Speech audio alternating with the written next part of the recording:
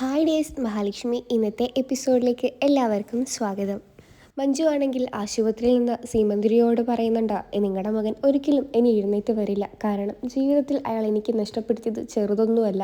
അതുകൊണ്ട് തന്നെ അയാൾ ഇനി ജീവിതകാലം മുഴുവൻ ആ വീൽ ചെയറിൽ തന്നെ കിടക്കും, അല്ലെങ്കിൽ അയാൾ തിരിച്ചു വരില്ല. മരണത്തോട് പോരാടിക്കൊണ്ടിരിക്കുന്ന നിങ്ങളുടെ മകനെ കാണുമ്പോൾ എനിക്ക് ഭയങ്കര സന്തോഷം തോന്നുന്നുണ്ട്. കാരണം ഒരുപാട് പെൺകുട്ടികളുടെ ജീവിതം തകർത്ത ഒരാളാണ് അവിടെ കിടക്കുന്നത്. അത് നിങ്ങൾക്കൊന്നും പറഞ്ഞാൽ അതിൻ്റെ വേദന മനസ്സിലാവില്ല. അയാൾ ഇതുപോലെ തന്നെ അനുഭവിക്കണം, എനിക്കത് മാത്രമേ അറിയാൻ വേണ്ടൂ.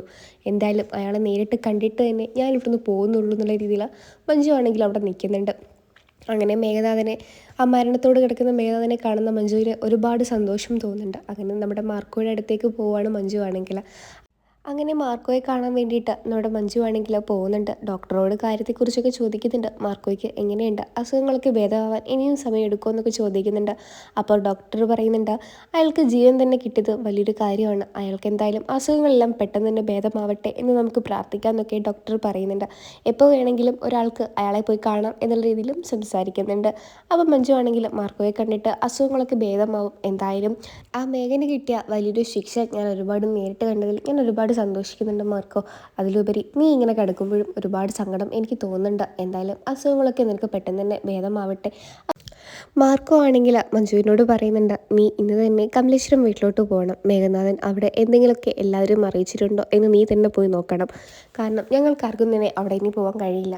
അതുകൊണ്ട് നീ ഇന്ന് തന്നെ പോയിട്ട് കാര്യങ്ങളൊക്കെ എന്നോട് വിളിച്ചു പറയണം എന്നൊക്കെ മാർക്കോ പറയുന്നുണ്ട്. മാർക്കോയുടെ നിർദ്ദേശപ്രകാരമാണെങ്കിൽ മഞ്ജു കമലേശ്വരം വീട്ടിൽ എത്തുന്നുണ്ട്. മഞ്ജുവിനെ കണ്ട ദുർഗയാണെങ്കിൽ, ഇവളെന്താ രാവിലെ തന്നെ ഇങ്ങനെ ഇങ്ങോട്ടേക്ക് വന്നത്, സ്വാതിയെ എന്തെങ്കിലുമൊക്കെ അറിയിക്കാൻ വേണ്ടിയിട്ടാണോ വന്നത്?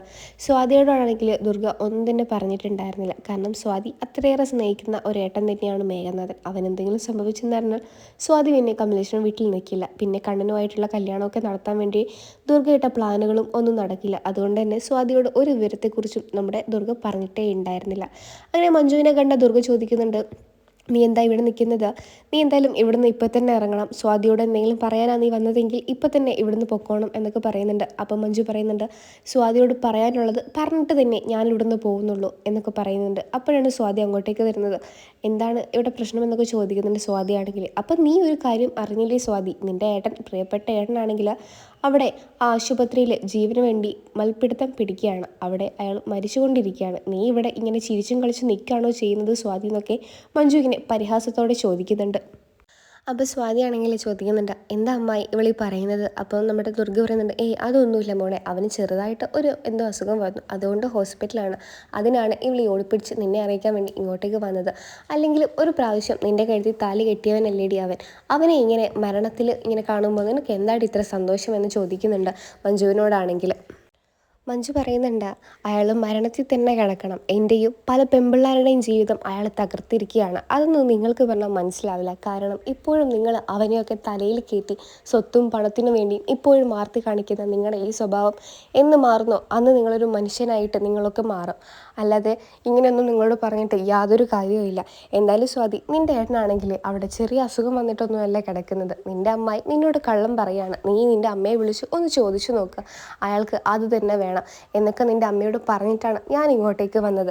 അപ്പം നമ്മുടെ ദുർഗ പറയുന്നുണ്ട്, ഇവിടുന്ന് ഇറങ്ങിപ്പോടി, നീ ആരാണ് ഇവിടുന്ന് ഇങ്ങനെ സംസാരിക്കാൻ വേണ്ടിയിട്ട്? അല്ലെങ്കിൽ നിന്നെയൊക്കെ ഇവിടുന്ന് പടിയടിച്ച് പിണ്ടം വെച്ചതല്ലേ, പിന്നെ എന്തിനാണ് ഇങ്ങോട്ടേക്ക് ഓരോ കാര്യങ്ങൾ പറഞ്ഞ് ഇങ്ങോട്ടേക്ക് വരുന്നതെന്നൊക്കെ നമ്മുടെ മഞ്ജുവിനോട് ചോദിക്കുമ്പോൾ മഞ്ജു പറയുന്നുണ്ട്, നിങ്ങളിങ്ങനെ എന്നെ അടിക്കാനും തല്ലാറൊന്നും ആയിട്ടില്ല. എന്നോട് ഇറങ്ങിപ്പോവാൻ പറയാനുള്ള അവകാശവും നിങ്ങൾക്കില്ല. കാരണം ഇത് എൻ്റെ കണ്ണേട്ടൻ്റെ വീടാണ്.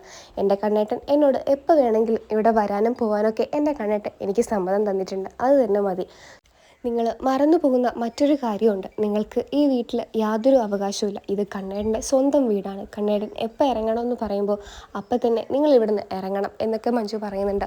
അപ്പോൾ നമ്മുടെ മഞ്ജുവിനോട് ദുർഗ പറയുന്നുണ്ട്, അവനൊരിക്കലും അങ്ങനെ പറയില്ല. കാരണം അവനിപ്പോൾ അവൻ്റെ ഭാര്യയെ പോലും തള്ളിപ്പറഞ്ഞിരിക്കുകയാണ് ഞങ്ങൾക്ക് വേണ്ടി. അവനൊരിക്കലും അങ്ങനെ ചെയ്യില്ല എന്നൊക്കെ പറഞ്ഞിട്ട് ദുർഗ പറയാണ് ചെയ്യുന്നത് തന്നെ. അപ്പം മഞ്ജു ആണെങ്കിൽ പറയുന്നുണ്ട്, നിങ്ങളൊരു കാര്യം മനസ്സിലാക്കിയാൽ നല്ലത്, ഇപ്പോഴും നിങ്ങൾ ജീവിക്കുന്നത് ഈ ദുഷ്ടനായ ഇവരുടെയൊക്കെ കൂടെയാണ്. മനുഷ്യനായിട്ട് ഒരിക്കലെങ്കിലും നിങ്ങൾ ജീവിക്കണം. അപ്പം മനസ്സിലാവും എല്ലാവരുടെയും നന്മയും തിന്മയും ഒക്കെ. എന്തായാലും ഞാൻ എൻ്റെ കണ്ണേട്ടനുള്ളപ്പോൾ ഇങ്ങോട്ടേക്ക് വരാം. ഇവിടുന്ന് ഒരു വെള്ളം പോലും കുടിക്കാൻ എനിക്ക് പേടിയാണ്. കാരണം അത്ര ദുഷ്ട മനസ്സാണ് നിങ്ങളുടേതെന്നൊക്കെ നമ്മുടെ ദുർഗയുടെ മുഖത്ത് നോക്കി മഞ്ജു ഇങ്ങനെ പറയുന്നുണ്ട്. മഞ്ജു ആണെങ്കിൽ നമ്മുടെ മാർക്കോയെ വിളിച്ചിട്ട് കാര്യം പറയുന്നുണ്ട്. കണ്ണേട്ടനെ ഇപ്പോഴും ഇവിടെ എല്ലാവരും സപ്പോർട്ട് ചെയ്താണ് സംസാരിക്കുന്നത്. മേഘനാഥൻ എന്തായാലും ആ കാര്യത്തെക്കുറിച്ചൊന്നും ഇവിടെയുള്ള ആരോടും പറഞ്ഞിട്ടില്ല എന്നുള്ള കാര്യം ഉറപ്പ് തന്നെയാണ് മാർക്കോ എന്നൊക്കെ വിവരം നമ്മുടെ മഞ്ജു പറഞ്ഞു കൊടുക്കുന്നുണ്ട് മാർക്കോയ്ക്കാണെങ്കിൽ. അപ്പോഴാണ് മാർക്കോയ്ക്ക് ഒരു സമാധാനമാവുന്നത് തന്നെ. അങ്ങനെ മഹാലക്ഷ്മി പേടിച്ചതുപോലെ തന്നെ നമ്മുടെ കണ്ണനെ അറസ്റ്റ് ചെയ്യാൻ വേണ്ടി കണ്ണൻ അന്വേഷിച്ച് രേഖയുടെ വീട്ടിലെത്തുന്നുണ്ട് പോലീസാണെങ്കിൽ.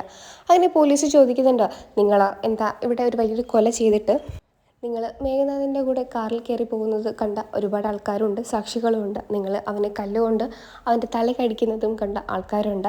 എന്തായാലും ഹാജരായേ മതിയാവുള്ളൂ. ഇതിന് എന്തായാലും വകുപ്പുകൾ വേറെയാണെന്ന് നിങ്ങൾക്കറിയാലോ. നിങ്ങളൊരു വക്കീലല്ലേ, അതുകൊണ്ട് നിങ്ങൾ എന്തായാലും എൻ്റെ കൂടെ വന്നേ മതിയാവുള്ളൂ. എനിക്ക് എന്തായാലും അറസ്റ്റ് ചെയ്യാതെ ഇവിടുന്ന് പോകാൻ കഴിയില്ലെന്നൊക്കെ പറഞ്ഞ് പോലീസിൻ്റെ കൂടെ കണ്ണനാണെങ്കിൽ പോവേണ്ടി വരികയാണ് ചെയ്യുന്നത് തന്നെ.